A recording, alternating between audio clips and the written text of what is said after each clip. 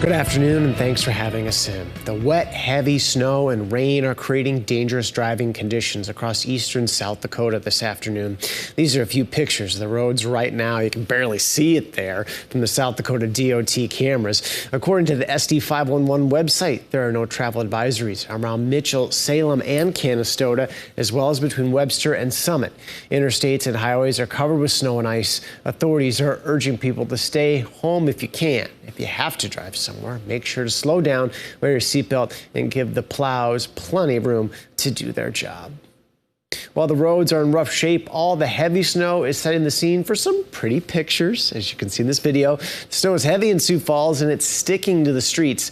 Wind gusts are limiting visibility even inside city limits. So the natural question is, how long is this going to last? Well, I know just the person to answer that question. Meteorologist Scott joins us now with the latest on this storm. Good afternoon, Dan. Give it a couple of hours yet for Sioux Falls, and then things will eventually come to an end. It will last a little longer into Minnesota and northwestern Iowa. I think we both did the same thing when that first picture came up. We both kind of leaned forward. I had to squint my eyes in my age. I don't know about you.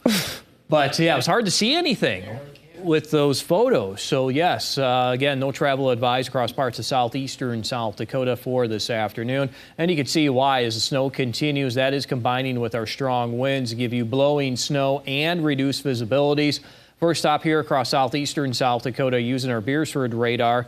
Those darker shades of blue you see, that's those heavier bands of snow that continue to move through. It looks like we may have to go through another one in Sioux Falls. That one right now near Emory, getting closer to Madison as that is moving to the east. While in Mitchell, it looks like the snow has ended. Same for Huron, but we do have a couple of snow showers continuing across eastern South Dakota into western Minnesota. In Sioux Falls, we have a temperature of 29. Our visibility is down to a half mile, with that strong north wind sustained at 21 miles per hour. Hey, look at the blue sky we have in Aberdeen. Sunshine, temperature at 26. Now the high temperature since midnight, 29. So these numbers will continue to fall as we do go through the afternoon hours. We're down to a quarter of a mile of visibility in Marshall, half mile in Worthington, 3/4 of a mile of visibility in Watertown. So over the next 12 hours, notice how Futurecast moves the snow to the east. There may be a couple of flurries or snow showers across western, south central South Dakota this afternoon and early this evening. Snowfall amounts 2 to 4, good average. Brookings and to the south, a little heavier there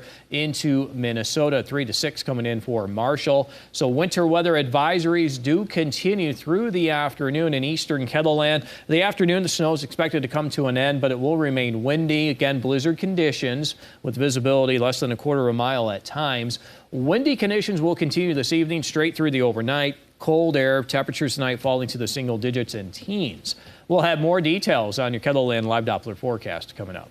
Thank you, Scott. New this midday, Minnehaha County Sheriff's Office released this photo of a suspect wanted for rape. 37-year-old Boru Guye Wako Jr. is wanted on charges of rape, kidnapping, and aggravated assault.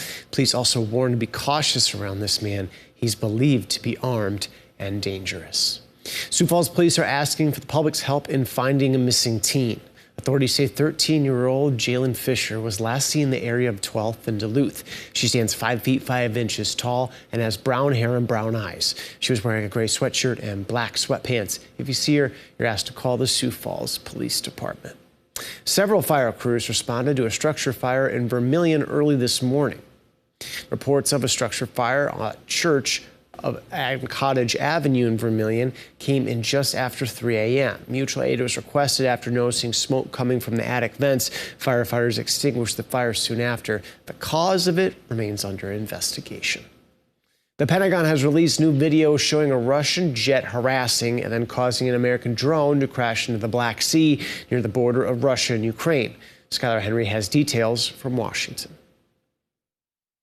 New video shows the moment a Russian jet collided with an American drone just before the drone crashed into the Black Sea. The Pentagon says 2 Russian jets made 19 passes of the drone, dumping fuel on the drone each time before clipping it on the last pass. This drone was probably simply keeping track of where Russian military ships were in the Black Sea. Russia says it had restricted that airspace at the start of the war with Ukraine, and the drone had no right to be there. And they're saying anything that flies in there, we're going to shoot it down. So this is a direct test of the Biden administration to trying to see what the limits are, and it's a message of their displeasure, but more importantly, I think it's a test to see if we'll respond to it, if we'll continue to fly, or if this causes us not to fly in that area anymore. Defense Secretary Lloyd Austin spoke to his Russian counterpart for the first time in 5 months Wednesday, showing how seriously both sides are taking the incident. Make no mistake, the United States will continue to fly and to operate wherever international law allows. A U.S. official confirms that a Russian ship has already recovered some of the wreckage from the drone crash. However, they also say they've wiped the drone software to remove any sensitive data. We are quite confident that whatever was of value is no longer of value. The incident is the first known military contact between Russia and the U.S. since the start of the war. Skyler Henry, CBS News, Washington. A U.S. official tells CBS News that Russian ships are not staying at the wreckage site because it is within range of Ukrainian missiles.